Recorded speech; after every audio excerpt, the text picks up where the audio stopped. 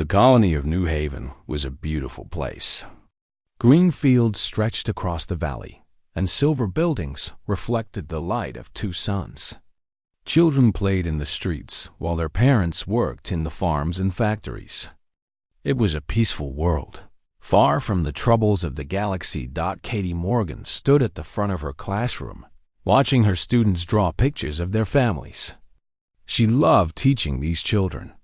They were curious and kind, always asking questions about Earth, the planet their grandparents had left behind.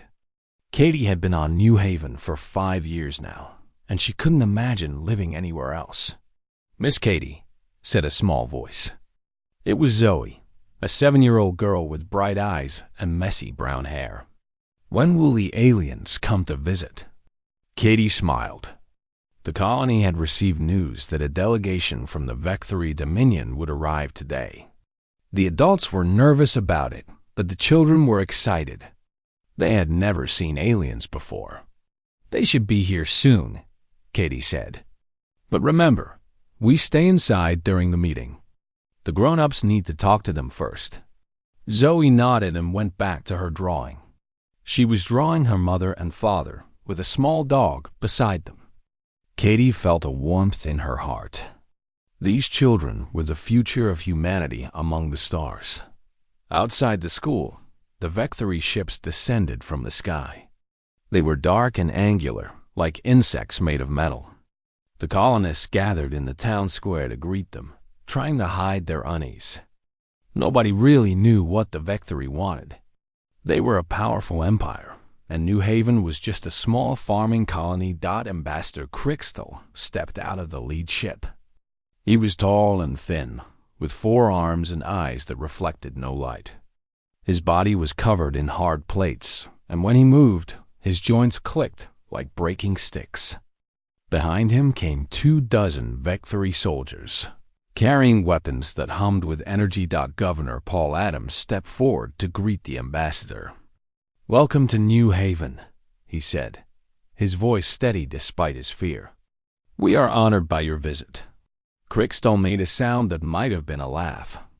"Honor," he repeated, as if the word amused him.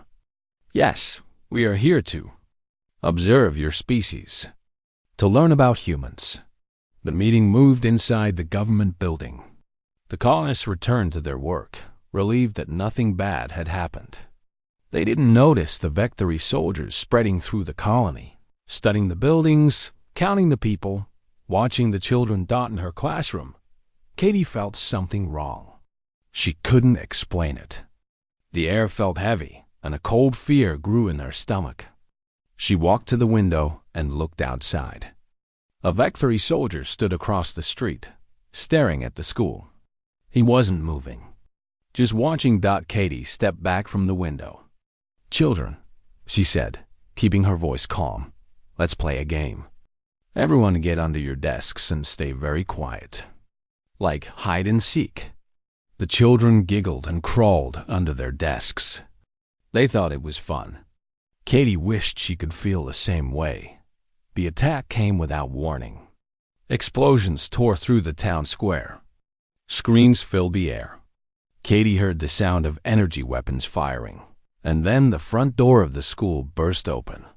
Vetory soldiers poured into the building. They moved fast, grabbing children and dragging them toward the door. Teachers tried to stop them. Katie saw old Mr. Peters throw himself at a soldier, and she saw the flash of light that ended his life. "Run!" Katie screamed at her students. "Go to the basement, hide!" She grabbed Zoe and 5 other children, pushing them toward the back of the classroom. There was a storage closet there, hidden behind a bookshelf. She shoved the children inside and pressed her finger to her lips. "Don't make a sound," she whispered. "No matter what you hear, stay here until someone safe comes for you." Zoe's eyes were full of tears, but she nodded. Katie closed the door and pushed the bookshelf back in place. Then she turned to face the soldiers coming through the classroom door. She had no weapons. She had no training. She was just a teacher. But she stood in front of that bookshelf like a wall, and she did not move. The lead soldier pointed his weapon at her. "Where are the young ones?" "Gone," Katie said. "They ran away. You won't find them." The soldier studied her for a moment. Then he shot her. Katie fell, but even as her life faded, she smiled. The children were safe. That was all that mattered. Across the colony, similar scenes played out. Parents fought with their bare hands against armed soldiers. Grandparents shielded grandchildren with their bodies. 17 adults died that day, all of them protecting children. But it wasn't enough. The Vetory took 93 children, loading them into their ships like cargo. Then they left. The dark ships rose into the sky and vanished into the stars, leaving behind a colony in ruins and hearts shattered beyond repair. Lieutenant Commander Jake Harris was on patrol duty when the distress signal reached his ship. The message was broken and desperate, filled with screaming and crying. He ordered his vessel to maximum speed and reached New Haven. In 4 hours, what he found would haunt him forever. The town square was covered in blood. Buildings were burning. Survivors wandered through the streets, their eyes empty and lost. Jake had served in the military for 15 years. He had seen battles and death. But nothing had prepared him for this. A small girl walked toward him. It was Zoe, still covered in dust from the storage closet. She had waited there for hours, just like Miss Katie had told her. When she finally came out, everyone was gone. "The monsters took my friends," she said, her voice barely a whisper. "They took Lily and Ben and Emma. They took everyone." Jake knelt down in front of her. His hands were shaking. "We're going to find them," he said. "I promise you. We're going to bring them home." He carried Zoe to his ship and sent an emergency message to Earth. The message was short, but it contained everything: the attack, the dead, and the children taken by the Vetory within hours. Every human in the galaxy knew what had happened, and something changed in the heart of humanity. Something ancient and terrible woke up. The Vetory had made a mistake that no amount of power could fix. They had harmed human children. Now they would learn what that meant. The news spread across human space like fire through dry grass. Every screen on every planet showed the same images: the burning colony, the weeping survivors, and the faces of 93 missing children. Parents held their own children tighter that night. Grandparents remembered wars they had fought long ago. Young people who had never known true anger felt it for the first time. On Earth, President Lavra Bennett stood before the United Human Congress. The Great Hall was silent. 2,000 representatives from every human world sat in their seats, waiting for her words. But before she spoke, she played the recording from New Haven. They heard the screams. They heard Katie Morgan's last words. They heard little Zoe asking where her friends had gone. When the recording ended, many representatives were crying. Others sat with their jaws tight and their hands gripping their chairs. "The Vetory Dominion did this," President Bennett said, her voice steady and cold. "They came to our colony under a flag of peace. They smiled at our people. And then they murdered our citizens and stole our children." She paused, letting the words sink in. "Intelligence reports tell us that the children were taken to the Vetory homeworld. They are being held in a research facility. The Vetory see them as test subjects for genetic experiments. They believe humans are weak. They believe we will do nothing." A murmur ran through the Congress. Representatives shifted in their seats, their faces showing disbelief and growing fury. "The Galactic Council has advised us to seek a diplomatic solution," the president continued. "They tell us that the Vetory are too powerful to challenge. They suggest we accept compensation and move forward." She leaned forward, her eyes hard. I rejected their advice. The Congress erupted in applause. Representatives stood from their seats, shouting their support. For the first time in a generation, Humanity was united in a single purpose. In a military base on Mars, Admiral Connor Walsh received his orders. He was a tall man with gray hair and scars on his hands from battles long past. He had fought pirates and rebels and hostile aliens, but he had never led a mission like this. Intelligence officer Amy Dalton briefed him on the situation. She showed him images of the Vetory research facility, a massive complex deep in the heart of their capital city. The children were being held in underground chambers, guarded by hundreds of soldiers. The Vetory have 1,000 warships defending their space, Amy said. We have 400 available for immediate deployment. The odds are not in our favor. Admiral Walsh studied the images for a long moment. Then he looked at Amy. How many children are still alive? Amy swallowed hard. We intercepted communications 3 hours ago. 23 children have died from the experiments. 70 are still alive, but they are scheduled for more procedures. We have maybe 2 weeks before. She couldn't finish the sentence. Walsh nodded slowly. Then we leave in 3 days. Every ship we have. Every soldier who can fight. We're bringing those children home. Across human space, the call went out.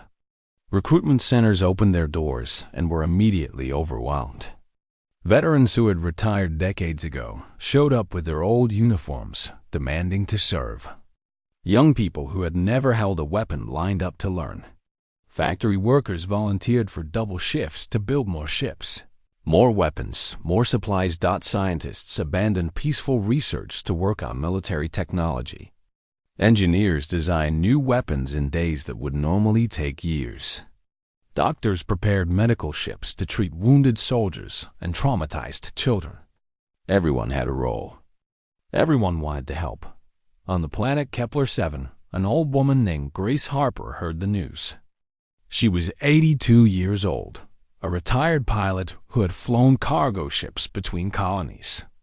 Her hands shook now, and her eyes weren't as sharp as they used to be. But she walked into the recruitment center anyway. I can still fly, she told a young officer at the desk.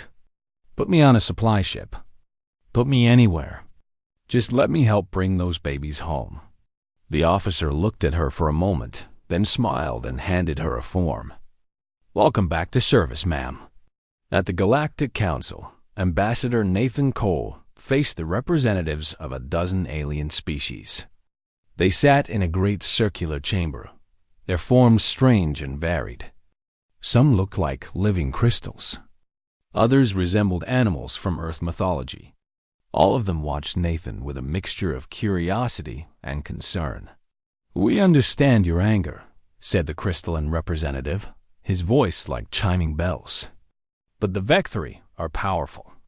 A war with them would cost millions of lives. Surely compensation can be arranged. Resources, territory, perhaps even the return of some children. Nathan stood perfectly still. When he spoke, his voice was calm and quiet. Some children, he repeated. You want us to negotiate for some of our children. Tell me, which ones should we leave behind? Should we make a list? Draw names from a hat? The chamber was silent. You don't understand humans, Nathan continued. You think we're like other species. You think we calculate costs and benefits, that we weigh our lives against our interests. And sometimes we do. But not when it comes to our children. He stepped forward, and something in his eyes made several alien representatives lean back in their seats. In our history, we have crossed oceans and climbed mountains and walked through fire for our children. We have fought wars against enemies 10 times our size. We have sacrificed everything, again and again, because that is what humans do. Our children are not bargaining chips. They are not acceptable losses. They are the reason we exist. He turned toward the door. We are not asking for your permission. We are not asking for your help. We are informing you, as a courtesy, that the United Human Federation is going to war. And when we are finished, the Vetory will understand. what every human parent has always known. He looked back over his shoulder. There is nothing more dangerous in this universe than someone who loves a child. Then he walked out of the chamber, leaving the alien representatives in stunned silence. 3 days later, 400 human warships gathered at the edge of Vetory space. They carried 200,000 soldiers, pilots, engineers, and medics. They carried weapons that could crack planets and shields that could stop stars. But more than anything, they carried the fury of a species that had been pushed too far. Admiral Walsh stood on the bridge of his flagship, the Resolute. He looked at the stars ahead, knowing that beyond them lay the enemy and the children who needed rescue. "All ships," he said into his communicator. "This is Admiral Walsh. In a few hours, we will enter Vetory space. Some of us will not come back, but every one of us knows why we're here. Those children are waiting for us. Their parents are waiting for news. And we will not stop until every single child is safe." He paused. "Feeling the weight of the moment? Let's bring them home." The fleet jumped forward, vanishing into the light between stars. The reckoning had begun. The Vetory High Commander Thrixavos received the news with amusement. 400 human ships were approaching his space. He commanded a fleet of over 1,000 warships, each one larger and more powerful than anything the humans had built.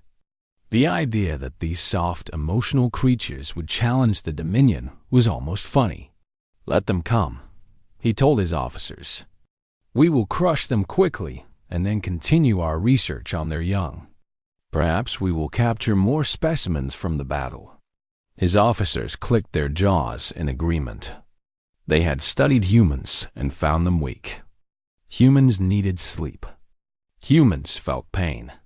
Humans loved their families so much that it clouded their judgment. The Vetory saw these things as flaws. They did not understand that these were the very things that made humans dangerous. Admiral Walsh brought his fleet out of hyperspace at the edge of the Vetory system.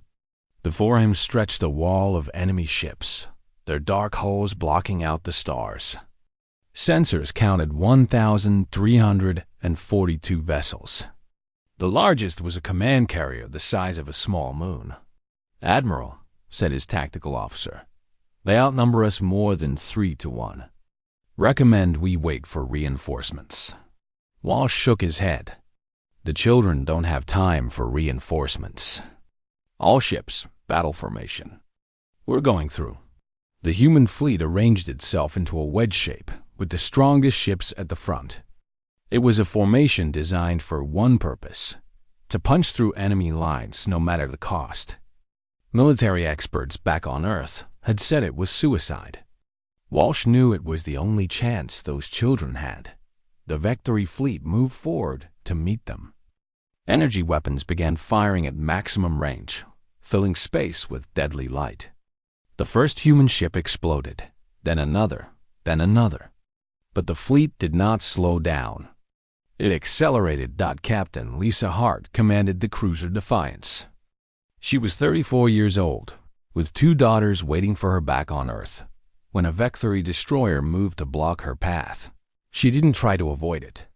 She aimed her ship directly at its center and increased speed. "All hands," she said over the intercom. "Prepare for impact." Her crew didn't hesitate. They knew why they were here. The Defiance struck the destroyer at full speed, and both ships vanished in a ball of fire. But the explosion tore open a hole in the Vetory line, and 3 human ships flew through before the enemy could react. Across the battlefield, similar scenes repeated. Human pilots flew into enemy formations with no regard for their own lives.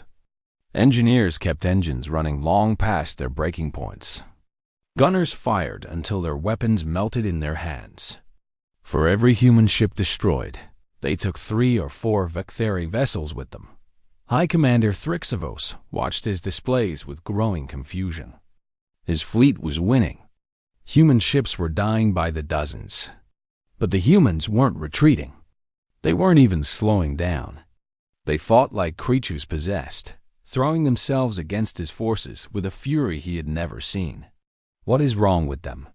he demanded. "Why don't they run?" None of his officers had an answer. While the main fleet fought, a small group of ships broke away from the battle. These were fast, quiet vessels designed for stealth operations. They carried Captain Megan Torres and her Special Forces team, the Reapers. Megan was 41 years old. She had been a soldier for 20 years, fighting in conflicts across human space. But this mission was different. This wasn't about territory or resources or politics. This was about children, and that changed everything. Her team included 20 of the best soldiers humanity had. Among them was Sergeant Derek Holt, a big man with gentle eyes and hands that could crush stone.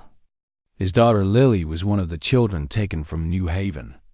Derek hadn't slept in days. He hadn't eaten.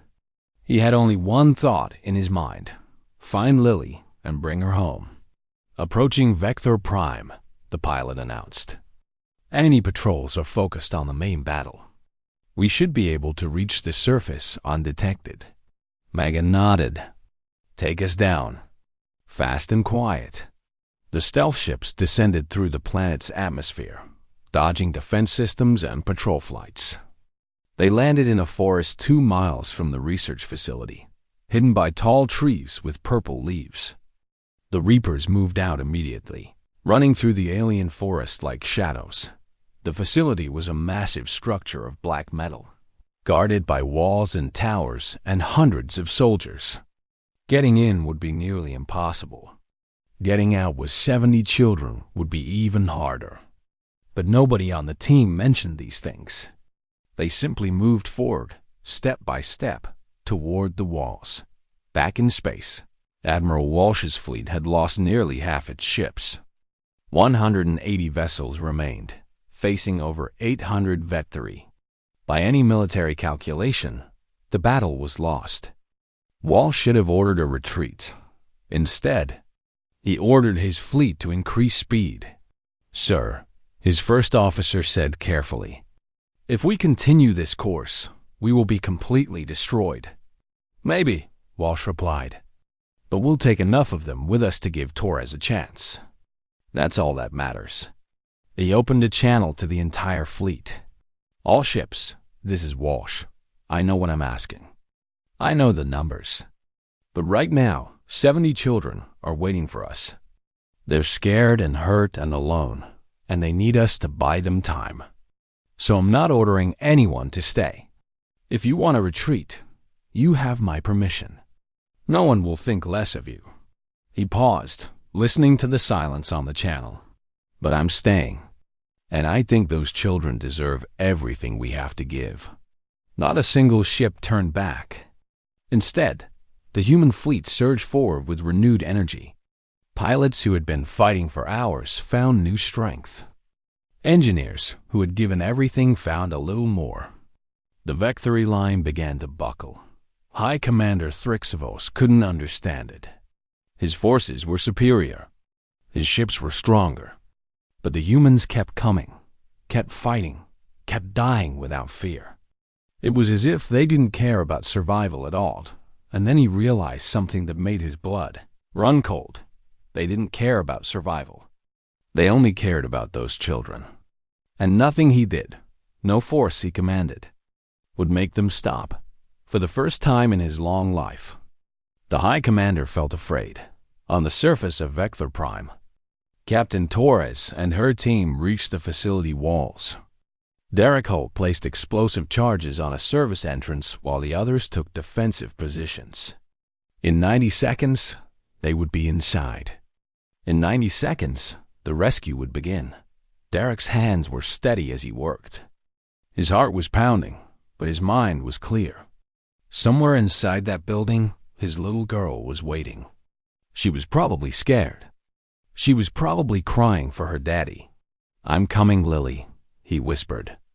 "Daddy's coming." The charges exploded, and the Reapers poured through the breach. The fight for the children had truly begun.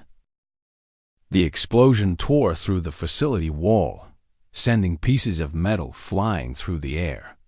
Captain Megan Torres was the first through the breach, her weapon raised and ready. Behind her came the Reapers, moving with speed and precision that came from years of training, and a fury that came from something much deeper. Vetory guards rushed to meet them. The aliens were fast and strong, their bodies covered in natural armor. But the Reapers were faster. They moved through the corridors like a storm, clearing rooms and eliminating enemies with deadly efficiency. No Vetory who raised a weapon lived more than 3 seconds. Map says the holding cells are 3 levels down, Megan said, checking her tactical display. Stay tight, move fast, don't stop for anything. They descended through the facility, fighting their way past guards and security systems. The Vetory had not expected an attack this deep in their territory. Their defenses were designed to stop armies, not small teams of determined soldiers. It was a mistake they would not live long enough to regret. Derek Holt moved at the front of the team, his eyes scanning every shadow. He could feel Lily somewhere ahead. He didn't know how he knew, but he was certain she was close. Every step brought him nearer to his daughter, and nothing in the galaxy was going to stop him. They reached the holding level. The corridor stretched before them, lined with heavy doors. Behind those doors were the children. The Reapers spread out, planning explosive charges on each door simultaneously. "On my mark," Megan said. 3, 2, 1, mark. 20 explosions sounded at once. 20 doors flew open. And then silence fell as the soldiers looked inside and saw what the Vetory had done. The children were in small cells, barely large enough to lie down. Many of them had bandages on their arms and heads where the aliens had performed their experiments. Some were crying. Some were too exhausted to cry. They looked up at the soldiers with eyes that had seen too much horror for their young years. Derek found Lily in the 5th cell. She was sitting in the corner, her knees pulled up to her chest. When she saw her father, her eyes went wide. "Daddy?" she whispered, as if she couldn't believe it was real. Derek dropped to his knees and pulled her into his arms. "I'm here, baby," he said, his voice breaking. "Daddy's here. I've got you. You're safe now." Lily clung to him and began to sob. The sound broke something in Derek's heart and rebuilt it at the same time. His daughter was alive. She was in his arms. Nothing else mattered. Across the holding level, similar reunions played out. Soldiers who had killed dozens of enemies without blinking now cried openly as they lifted children from their cells. These hardened warriors, trained to face death without fear, were reduced to tears by the sight of small faces finally showing hope. Medic Hannah Price moved from child to child, checking injuries and providing emergency care.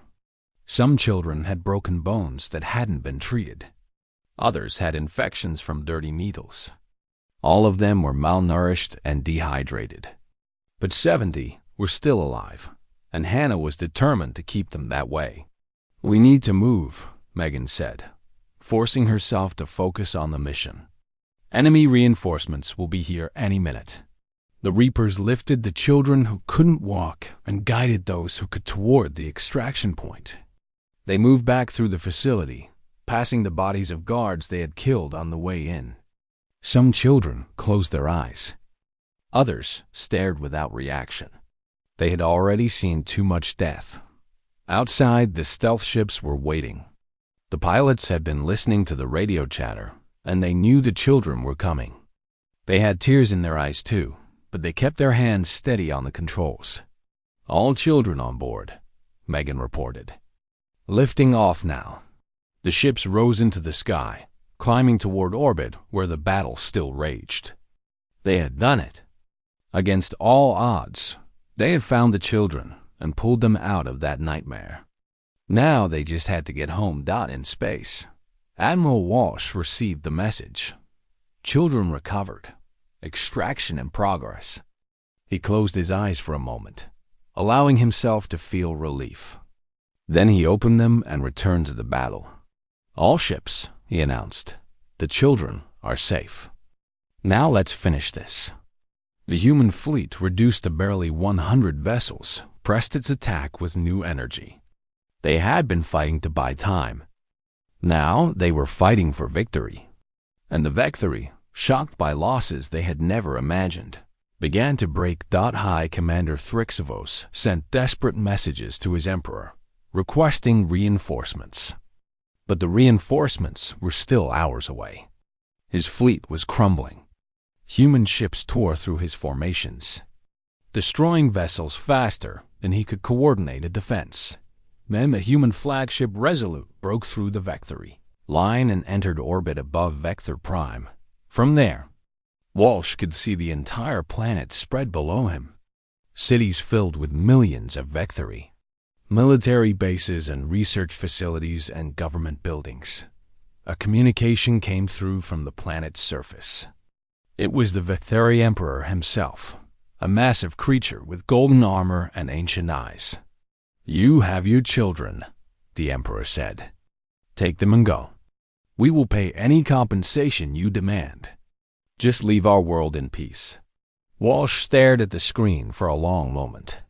He thought about the 17 adults who had died protecting those children. He thought about the 23 children who would never go home. He thought about Zoe, standing in the ruins of her school, asking where her friends had gone. "Compensation," he said quietly. "You think this is about money? You think we came here for territory or resources?" He leaned forward, and his voice became hard as steel. "You took our children. You tortured them. You killed 23 of them. And you want to talk about compensation?" The Emperor shifted uncomfortably. "What do you want?"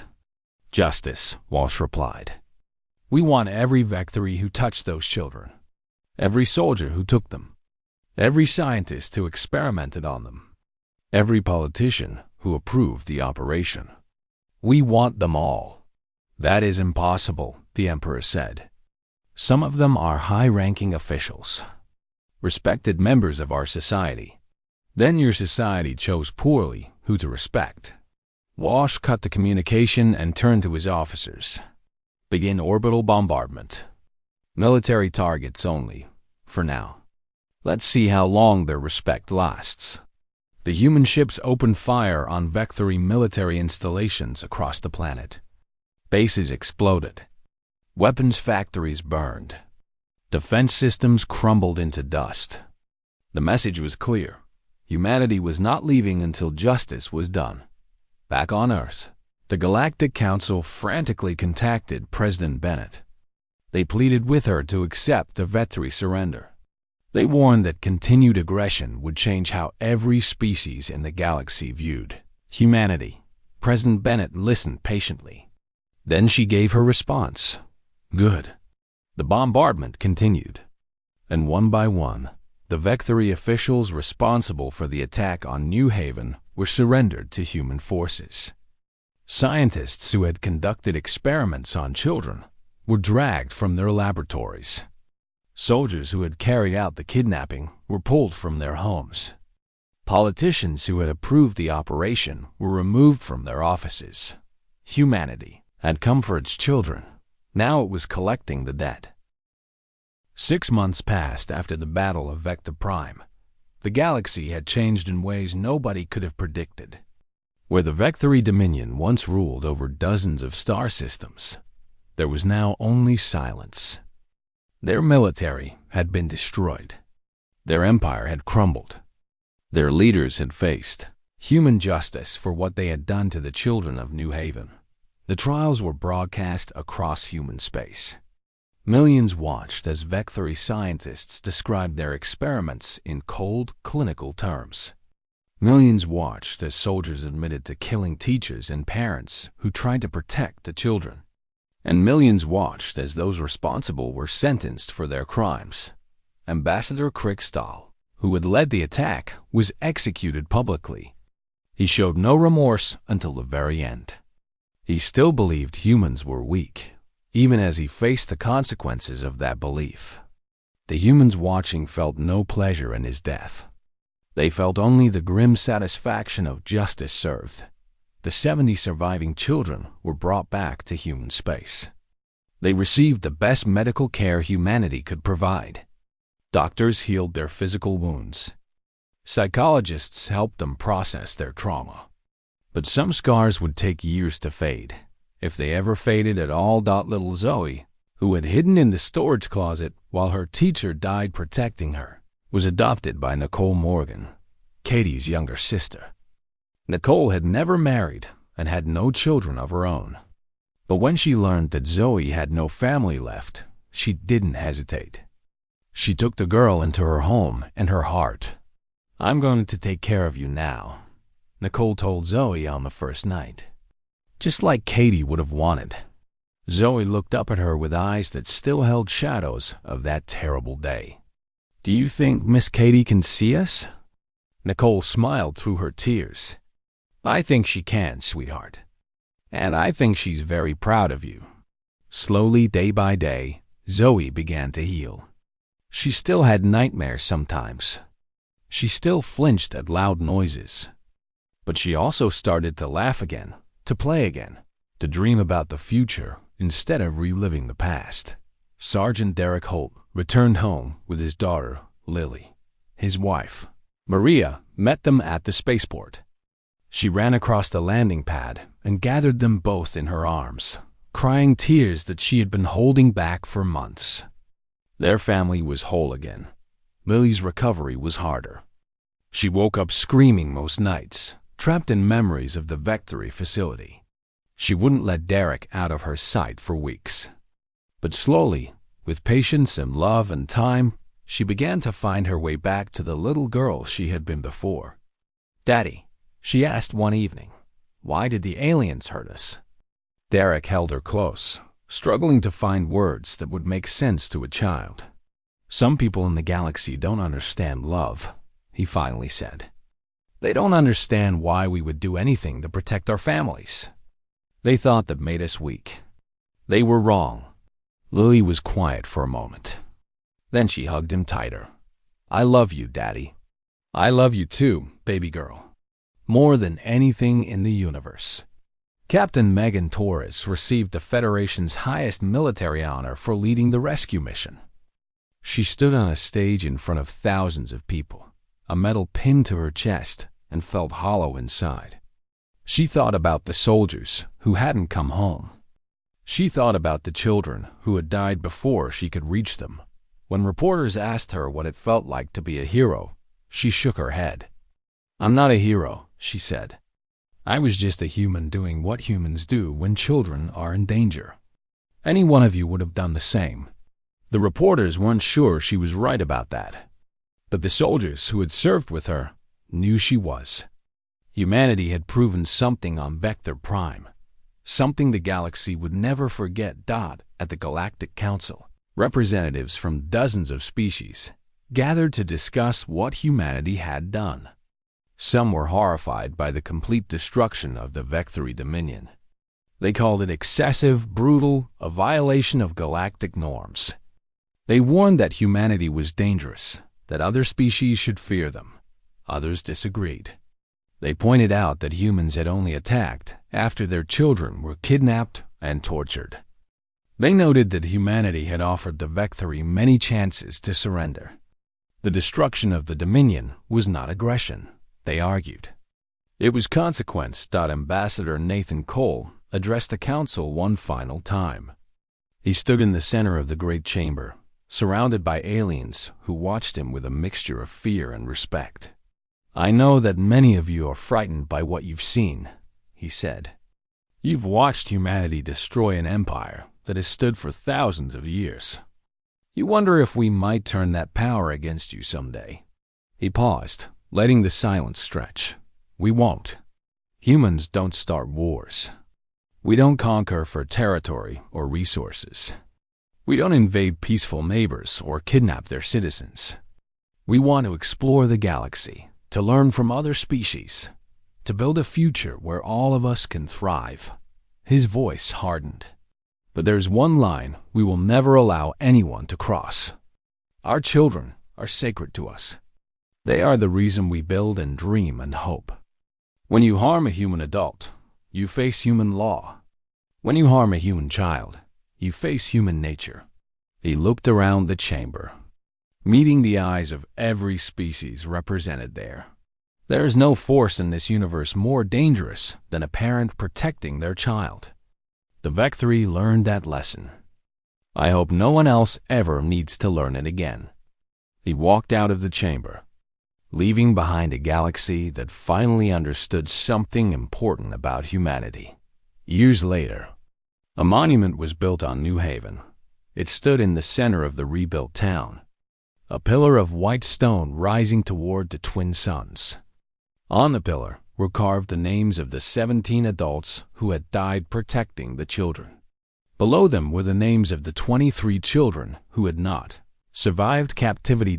At the base of the monument was a simple inscription. They were ours. We came for them. Human children played in the shadow of that monument, laughing and running and dreaming of the stars. Their parents watched them with grateful eyes, knowing how close they had come to losing everything. Across the galaxy, every species knew why those children were safe, because humanity was watching. On the other side of the galaxy, a young alien learned about humans for the first time. His teacher explained what had happened to the Vetory Dominion. The young alien was confused. Why did the humans destroy an entire empire over a few children? He asked. His teacher thought for a long moment before answering. Because to humans, there is no such thing as a few children. Every child matters. Every single one. The young alien didn't understand. But his teacher knew that understanding wasn't necessary. Only remembering was necessary. As long as every species in the galaxy remembered what had happened to the Vetory, human children would be safe. And that was exactly how humanity wanted it. Far away, on a green world with 2 suns, Zoe Morgan grew up strong and brave. She became a teacher, just like Katie had been. She taught children to read and write and dream. And sometimes, when her students asked about the monument in the town square, she told them the story. A long time ago, she would say, some very bad aliens tried to hurt human children. But humanity came for them, because that's what humans do. The children would nod, not really understanding. But someday, they would have children of their own. And then they would understand perfectly. Love is the most powerful force in the universe. Humanity had proven it.